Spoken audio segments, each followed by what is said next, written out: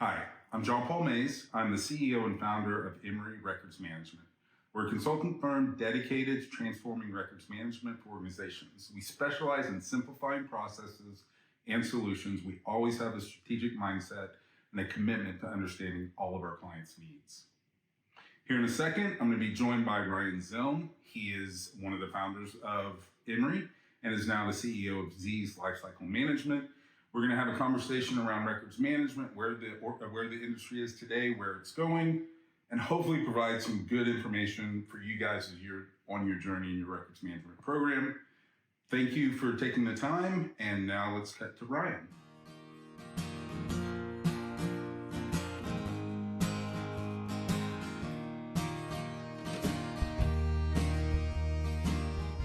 Seriously, how long did it take us to get here? A year? Mm-hmm. I bought this a year ago. We bought the equipment a year ago. Yeah, in Houston. I know. Yeah. So a year later. It's been a minute. It's been a while. I'm John Paul Mays, CEO of EMRY. I am Ryan Zilm, CEO of Z's Information Lifecycle Management. And partner of EMRY. And a partner of EMRY. Anyways, so real quick, how I got into records management. It's a crazy story because it's about the exact same time you did. 97. Decades ago. Anyways, 97, I had a boss at Stonebridge Consulting who threw me OpenText Live Link a week before our demo at Williams Communications. Had no idea what it was. I was a back-end NT consultant going for my son's Solaris certification. And this crazy guy throws Live Link at me and says, we'll have a demo on Friday. It was all in floppy disks. And so I had to install a server for Oracle and figure out how to do Live Link. I got it up Friday morning, drove to Tulsa, had never used the application, and gave the worst demo of my entire life. And they still best application, right? Anyways, we won't go there. Anyways, so that's how I got into records management. It was a complete disaster, and for some reason, Williams, who you worked for at the time, decided to buy it and made me the Live Link administrator. Fast forward almost 30 years, and I moved so far away from the technical back in the mid-2000s at Chesapeake, and I have been on the front end of records management, but kind of serving that middle role. I still have some technical chops, just not much. Since 2008. Wow. And so we've crossed paths several times. Mm-hmm. Last time at Motiva and then with EMRY. So, yeah. And now I am where I am, so, which is wherever. Wow. How did you get into records management? Boy. So back in the 90s, it was 1998, I did start at Williams. Yep. And I was in IT. And I did everything from purchasing, asset management stuff to really just process improvement and system support. So focused on IT and then moved over into records information management. They had a position open and I thought, why not? Let me try that. And I started kind of as a business analyst, but really fell in love with the practice. And I think what I really liked about it is because it wasn't so binary, and there's this sweet spot of how to implement a program and what works for one company doesn't work for another. And it became kind of this art behind the science because you can be very black and white. You can understand, here's the law, here's what makes the most sense and what we have to do like at a minimal level. But how you do it and how you get that, acceptability in that change management portion, there's really this massive art behind it. And I just fell in love with the fact that it was this massive challenge. Yeah. And I said, this is it for me. I want to learn this. This is great. So I just embedded myself in ARMA and AIM and every organization I could find and think of. And I was attending at the time, they had more local meetings. And I met so many people and just was fascinated with that part of this space. And Williams at the time did a lot of things really well. So I was learning from some of the best, but they had learned from like a ConocoPhillips because we were kind of partners back in the day and we shared. And that's one thing about records as a whole in the profession is that we share and we share alike. So if you're running through an issue, you can pick up the phone and say, hey, Ryan, have you done this before? Have you seen somebody? Do you know somebody? And I think that we've really bonded as a family. So I stayed in the profession because I think of that mentality and that nature. And it's been really rewarding for me. And back in the day, Williams was spending a lot of money. Yes, They were. I was actually on that optics project.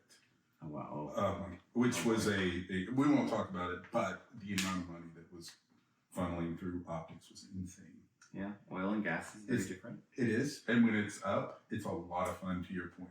It's up. I remember I had subwoofers under my desk at one point in time working in oil and gas, and I was working on a Saturday, and I had them cranked up, and I was jamming out, and security came, and they were like, sir, it scared me. I jumped at my desk, and I'm like, oh. They're like, the floor below you has called and complained that there's loud music. Can you turn it down? I'm like, it was crazy. Sure, sorry.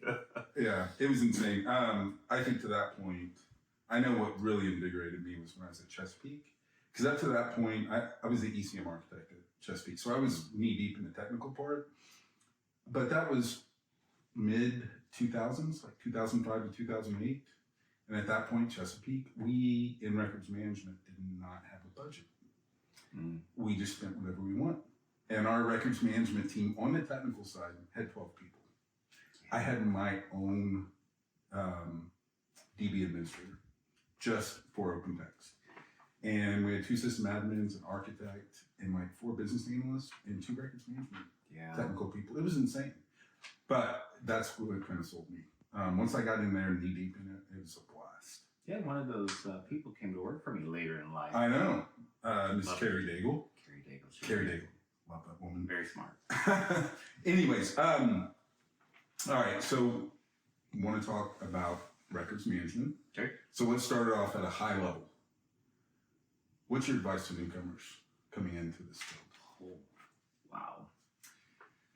If I look back on the last, 27, 28 years, and I think about what I've learned when I was new, it was just asking a lot of questions, not being afraid to ask those questions, because a lot of times when you get into a space, and it can be later in life, you just land in records management, you can have this mentality of being timid, like, oh, should I know this, should I not?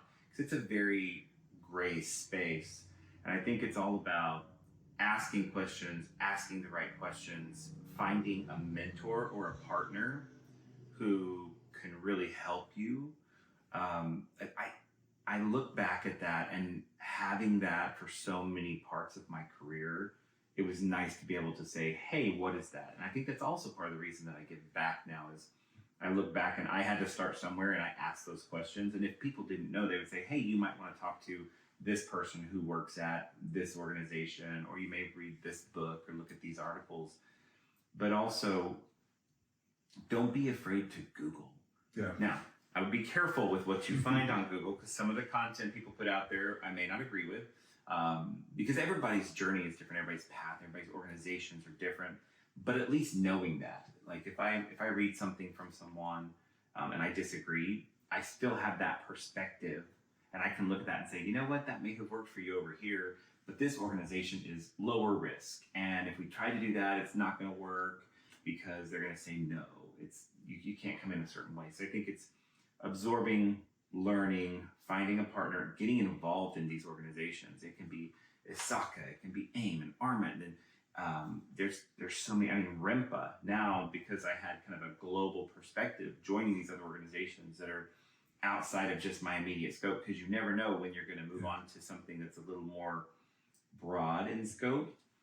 But continuous learning, I think, is a part of that. So continuous learning, mentorship, and just going in unafraid.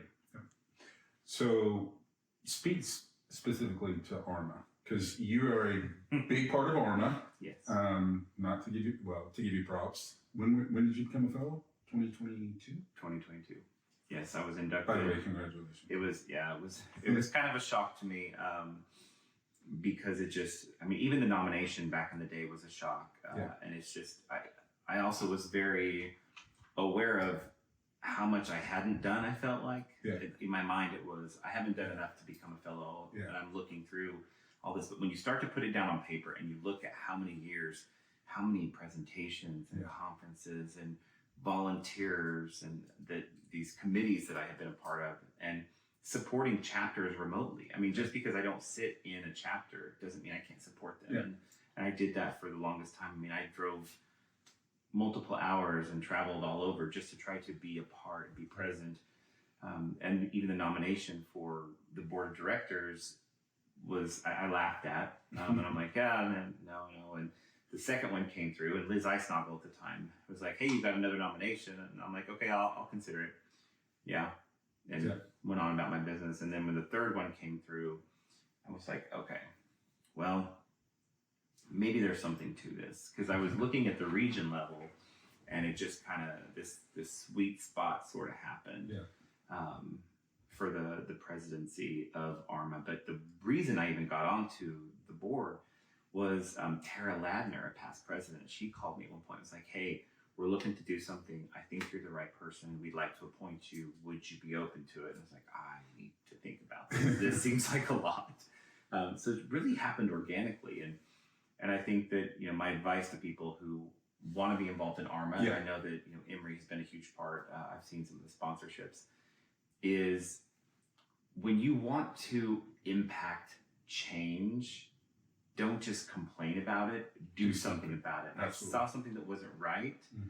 And that was kind of the selling point, the tipping point for me to say, you know what, I do want to go in there and make an impact. And it was tough. It was a lot of work and a lot of hours, but it was worth every penny. And I met some really incredible people through that.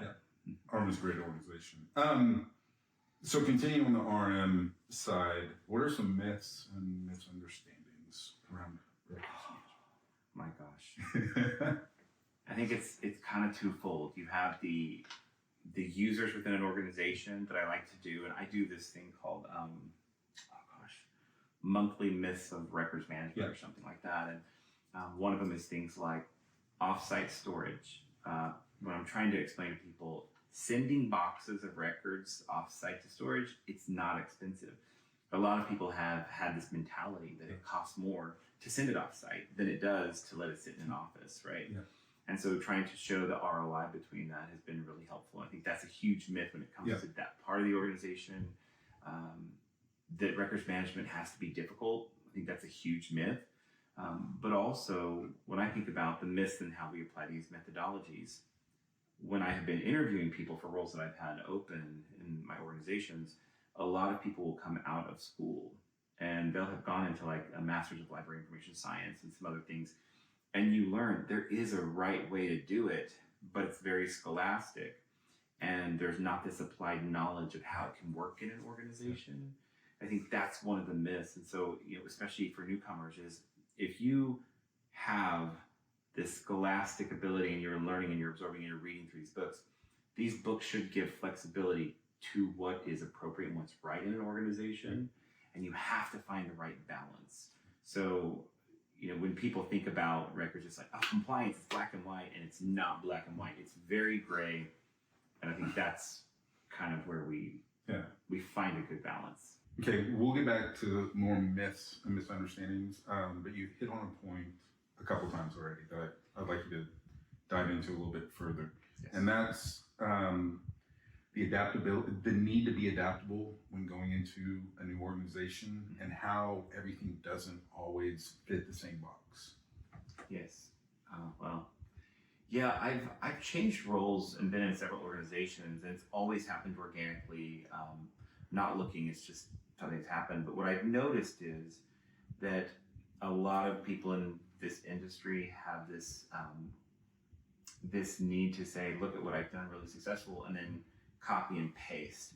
That doesn't always work. You know, what I've learned is I was in oil and gas for a long time. I did, you know, financial banking, auto insurance. I went into several different organizations, and what's worked for one doesn't work for the other. And so having the ability to understand what's happening, to assessing what exists, whether it's policy or not, how highly regulated you are, what your risk appetite is, I think that's one of the things that has to be done up front Yep. to make sure you're successful. And a lot of times it can be very challenging because you have to find the right people.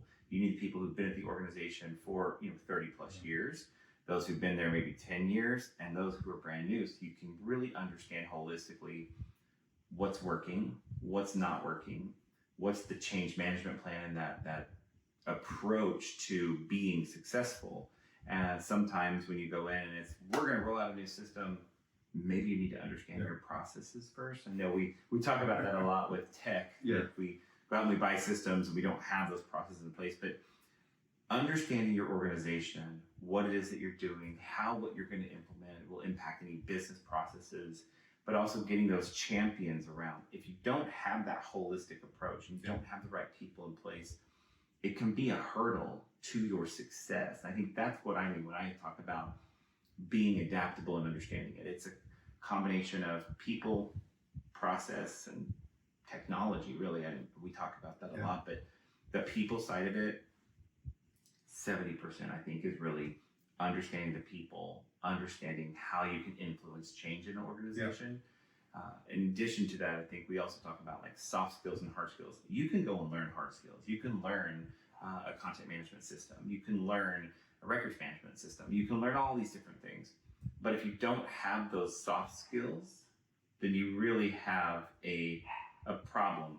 So what I really mean is being adaptable is the only way to success. And that's through all of those core foundational things like people and process and tech. If you can't be adaptable, then your success rate will be much lower. And budget. And budget. Which is always a challenge in records management. Yeah. So to that point, I mentioned earlier, a couple times we've been at places where you just spend what you want. And those are great situations to be in. But let's be honest, I've been doing this for 27 years and I've only been in that situation twice for a brief period of time. So most of the time when you're in an organization, you're severely constrained by your budget. What are some things for those professionals to think outside the box? I mean, we know we have very limited budget. You may have, a program of one. We have organizations that have a program of one. What are some ideas you can share, ways to actually have some effect within an organization with low budget?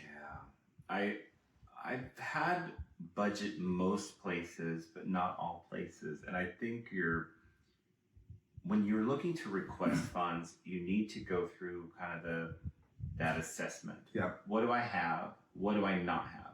What am I trying to achieve?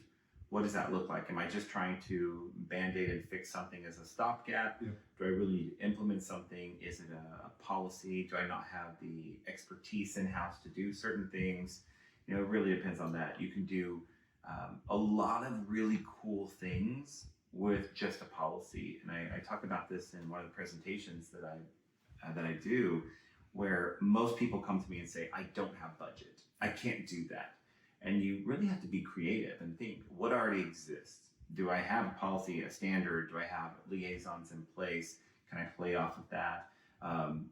One thing I like to do is like a scavenger hunt. So around RIM month or around cleanup type days, if I have nothing else in place, I can at least say, hey, look at the first person to tell me the roles and responsibilities of a records coordinator, or whatever you call them in your organization, gets entered into a drawing for a gift card. Now, if you don't have budget, maybe you come up with a $5 Starbucks gift card or something to entice people.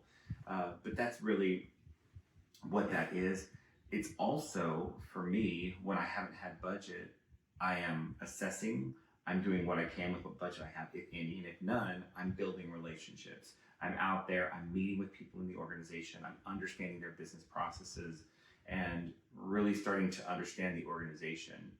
And it's not just, I'm going to sit and I'm going to do absolutely nothing and kind of be status quo. It's, well, what can I do to help them? Yeah. And it may be something as simple as they have a file share with content on there and they need a file plan.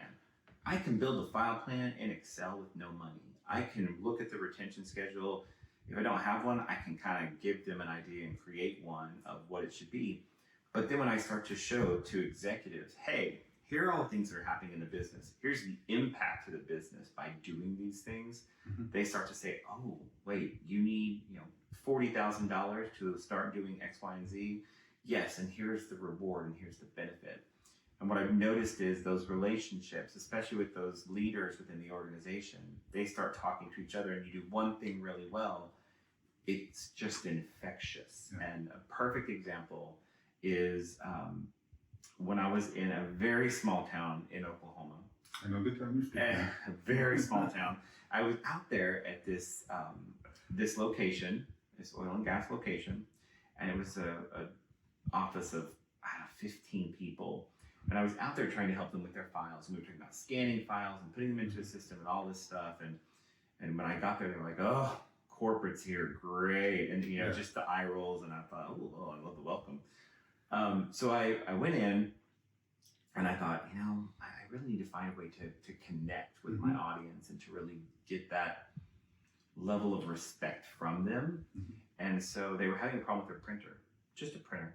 And so I went in and I'm like, oh, let me just take this printer cartridge. And I grabbed it and I fixed it and then I tweaked their printer and it worked. And they were like, oh, wow, this is the best thing ever. And so from then they were like, oh, wow, you know more than just records. You provided this service to us. And it just, that type of mentality, going in and never telling people that you can't do something or it's not your job. And I used to embed that into my team's brains. It was, absolutely. I don't care if they tell you, mop the floors, or I need somebody to mop the floors, or whatever.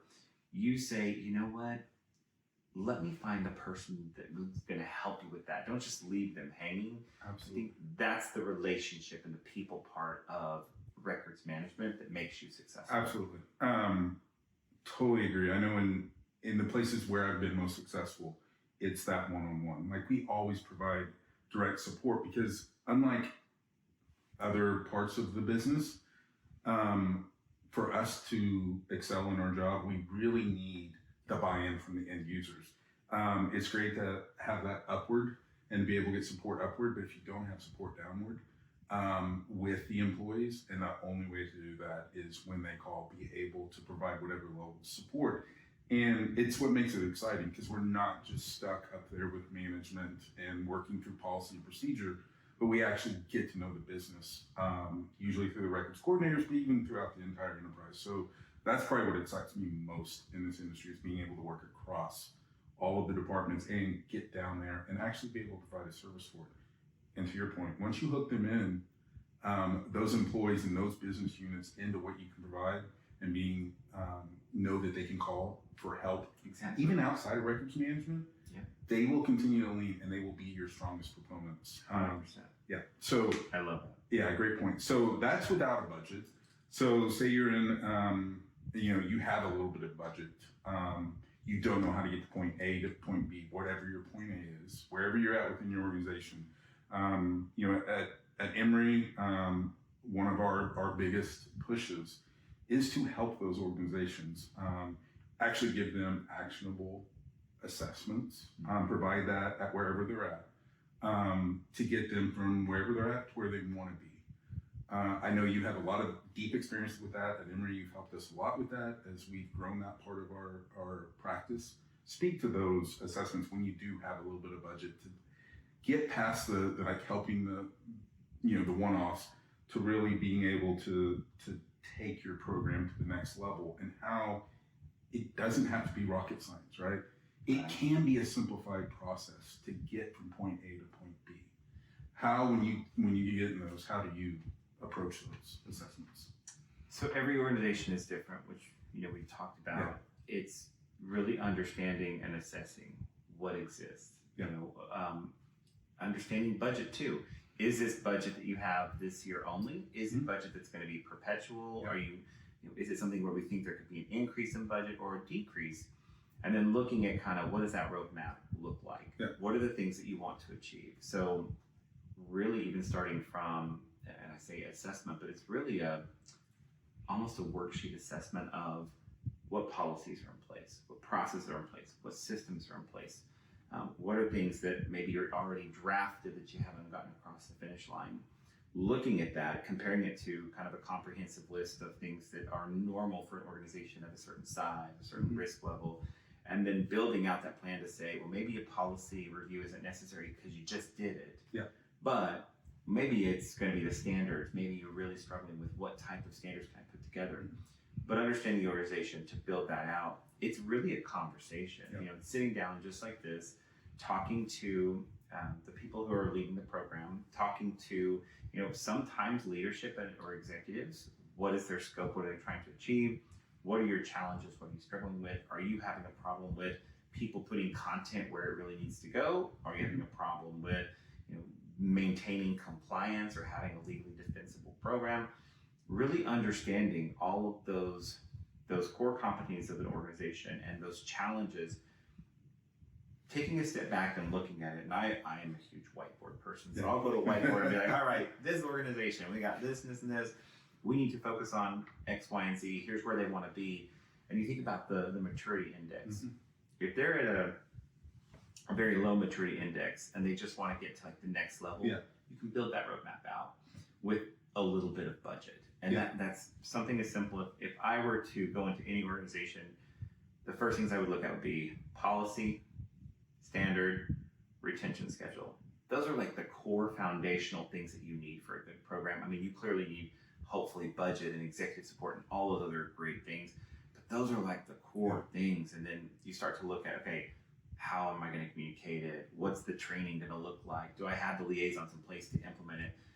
But the first step in my mind is really, if we don't have those in place, we need to get those intact at some level so that we can implement change and really enforce that on the back end. Yeah, and I think a lot of organizations, in my experience, because I did start out in the technical as a consultant that would come in and provide a technical solution. A lot of times organizations, even with records management, maybe even a mature records management program, they have a problem and they bring in the technical people up front to solve their problem. And that it happens regardless of how mature your organization is. You immediately like, we need to go reach out to these technical people to solve our problem. To your point, no, you're putting the technical, again, it's not a black or white. It's getting involved, understanding how the organization runs to be able to provide that roadmap for that organization before you start shopping for different technical solutions to provide. Yeah. So well, and I'll also say that, you know, we talked about budget a little bit, but there are organizations where records management is just a hard sell because people see it as just the tangible boxes of paper that are sitting in a basement or they're in your desk, and that's all that people can wrap their heads around sometimes. And you really have to find a way to balance the necessity of budget to build a program and tuck it into something that's hot and heavy, whether it's cybersecurity or privacy, partnering with those and saying, hey, here's what we need to do, here's what we need to tuck in. And a lot of times your privacy organizations or your cyber organizations, they have a lot more funds than you do when you're managing information. Yeah.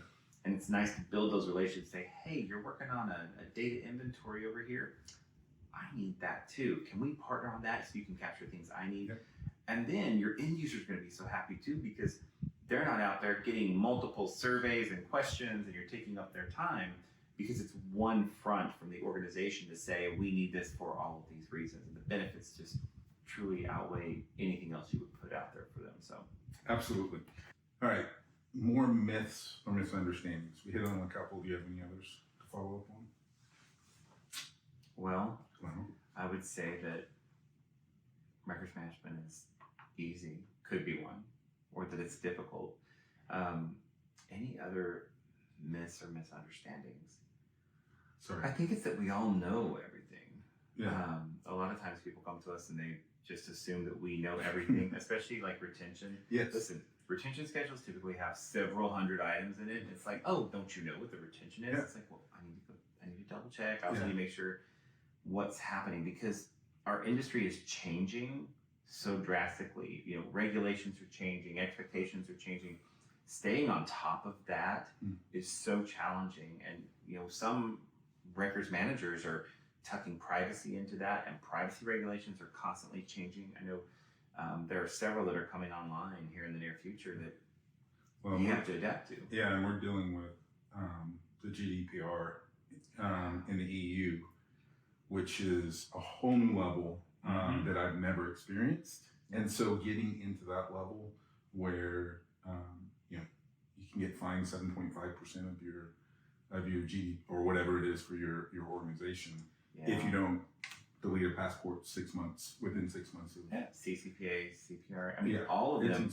And I think what's interesting is that every person you talk to, they are they're taking a look at these laws, these regs, and then they're interpreting them their own way. Yes. And privacy is a huge one. Absolutely. I don't want to talk on that because that's a whole nother podcast. Yeah. But I think that's, for records management, it does evolve. It does get challenged. And I think one of the myths that I would love to bust is that records management, document management, information governance, I mean, that they're all the same. Yes. Could you speak to IT about that when it comes to records management and document management? It's just, but it's also interesting because every organization is different. Yeah. And some organizations call records management document management. Yes. And they have, because that's kind of the norm, and there's not that mentality of let's really understand what it is and what the disciplines are. And so I think that's something that I would say, get very familiar with what each one is, so you can speak intelligently to it. When people start to say, oh yeah, document management, yeah, I do that, and oh yeah, we're kindred spirits, and okay, yes, but let's talk about what that looks like versus what this looks like versus the the super discipline of really information governance, because records management is the core, in my opinion, to getting the rest of it right. If you can't get this part right, it's really hard to even do document management, document control. And then it's also very difficult to get into even the information governance, the IT space. So that's another myth that we could bust really quickly. All right. What are some current hot topics around records management? Current hot topics, I think, and it's been a hot topic for a while, is artificial intelligence. Everyone wants to talk about what is it, how do you use it, what does it mean to the organization. The only thing that I can say wholeheartedly around it is familiarize yourself with it, understand what it is and what it's not, how it works, what happens to the conversations on the back end. Don't put any of your private information out there because it's going to become public. But a lot of people don't recognize that. But also, I did a workshop a while ago on this, and at the end of it, I said, whatever you do, guide it, don't hide it. And what I meant by that was, if you try to ignore it, like we did back in the day with social media, it was like, oh no, we'll ignore it, nobody's going to do anything. It erupted in organizations and then disrupted the organization. And it was really around, okay, put a policy in place. If your policy is you can use it for these things, great. If your policy is there's no use of it, that's great. But you have to give guidance to your organization on what it is that you're expecting. Because if you don't, that's when you really trip up and get in trouble. Absolutely. So that's a very big hot topic. There's also a lot of, one of the things I think is interesting right now that I did a few years ago that I don't know why I didn't do, and this is kind of a little sweet sauce that I'll give, is I took a copy of the retention schedule and I started applying data classifications to each record type, which to my knowledge had never been done. And I'm like, this is something so simple. It's a record type. There's a classification, whether it's public, confidential, whatever. Why would I not do it that way? Then if I'm applying retention to systems, I'm also classifying the data. This is just something that, to me, it was a hot topic, and so I like to share that with people. It's really good. I think it was pretty groundbreaking in my mind. If somebody else has done that, then I apologize, and I didn't know. But it was just like this, wow, if we're going to partner, let's do it. That was one. Also, there's a lot of talk right now around retention schedules, and it's from simplification to oversimplification and then getting more detailed. And the only thing I can say is make sure it's easy. I'm a huge proponent of getting rid of as many event-based triggered retentions, Please. because they're Yes. paying. When Yeah. the technical team comes in, they're like, well, how do I start to apply this retention, and when do I start the clock? And it's very difficult to maintain. And I had a really great conversation with a good friend of mine, Wendy McLean, past president of ARMA, and we were talking about this, and we were, we were kind of like in this good banter of, intellectual thinking, and she was like, yeah, but life of a facility, we should be able to really think through what is the average life of a facility. Yeah. Is it 200 years? And then we could put a retention on it without having to have that. And it was really just groundbreaking, and it resonated with me. And I was like, wow, I've only been doing these other things where it's, let's say there's a record type that's current year plus 7. Yeah. I'm like, but current year, why don't we just add a year to it so you cover the full year and make it 8 years? Yeah. There's your retention. Yeah. So I think that we're starting to rethink how we have thought for so long, because it was black and white, and we're getting into the gray, and we want to make it easy, because when we overcomplicate things, people don't use it. We make it more difficult for ourselves, especially when it comes to disposition. Yeah, and there's no, you put event plus 7, life of, it's never going to get reviewed regardless. It's going to stick around forever. Now, I think the other thing is there's this massively broad scale of organizational maturities, right? You have some organizations that have been doing this stuff for years, and they're really mature, and they have great processes. And you have some, they may have been around just as long, if not longer, but they don't have the same foundation in place or mentality. And when you go into any session, whether it's a 1-hour session at lunch, whether it's a conference, AIM or ARMA or whatever it is that you've got in your plan, I would say keep an open mind and adapt that thought process to your organization. I had a really great conversation with another colleague, and we were talking about how, the more that we're in this, there's a time where you feel like, oh, I just can't do anything else. When you're going to conferences, and we challenge each other. We're like, you know what? We're going to learn one thing from every session that we go to. If we only learn one thing, we've at least learned something. But we also want to take it, and even if we disagree, we can take that and tweak it. So when I do a lot of presentations, I like to make sure that content that I'm giving is prefaced with, this is what I've seen be successful for me. This may not work for you. Take it, own it, tweak it, make it something that's going to work, but also ask questions. And you really learn that through trial and error. So I think Hot Topics we're getting full circle to things that happened 20 years ago. Yeah. And I keep talking about AI, and I'm like, we did this with social media. It's kind of the same concept. It's a little bit of a bigger beast, but we still have to do the same thing when those types of things pop up in organizations. You spoke about it a little. Let's talk about RIM month. April's RIM month. April's RIM month. So what are some ideas around RIM month within an organization? Well, I think we should talk about what RIM month is. Because let's explain RIM month first. Because I was really doing this research for a presentation, and I got really excited about it, and I was like, oh my gosh, this is so cool. Being so involved in ARMA, I didn't realize. I knew ARMA had helped start RIM month, but when I was looking at it, back in 1995, ARMA International had an arm of the organization for going out and pitching this legislative laws and regulations and being involved. And so it started off as one day when they were looking for the Paperwork Reduction Act. And it was one day. They were out there and they were lobbying, and it's like, this is so great. And then in 1997, it turned in from a day to a week, so it was recognized. And then you fast forward to, I believe it was 2005, and then all of a sudden it was RIM month. Oh my gosh, you might have to check my dates, but I'm pretty sure that's kind of how it happened. But it was really cool to look at that and understand it. And it really evolved into this internationally recognized month for people to help raise awareness about why it's important to manage information. For organizations, sometimes we kind of take a backseat. We're like, whatever, it's RIM month. But for me, I use it as a catalyst. If I've got policy changes or process changes or a new system's coming online, if I wanted to do a cleanup day because it was my first event, RIM month is really an opportunity where it's whatever you're going to do, you do it there, and it's like, oh, we'll forgive them because it's RIM month kind of thing. So I like to use it as a catalyst for significant changes in the organization. I've done everything from, records cleanup days. I've done policy announcements. I've done liaison training inside of RIM month. So many different things that can be done with budget and without budget. And it really is an opportunity to do something fun and exciting. And I think that the biggest takeaway is don't feel like you have to create something from scratch. Yep.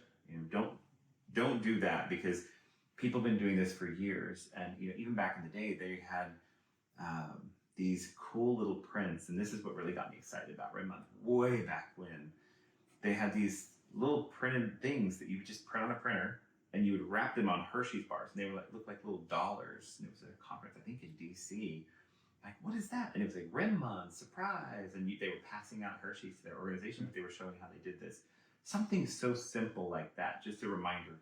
What is records management? Why is it important? Where can you find the policy? How can you contact me internally at an organization?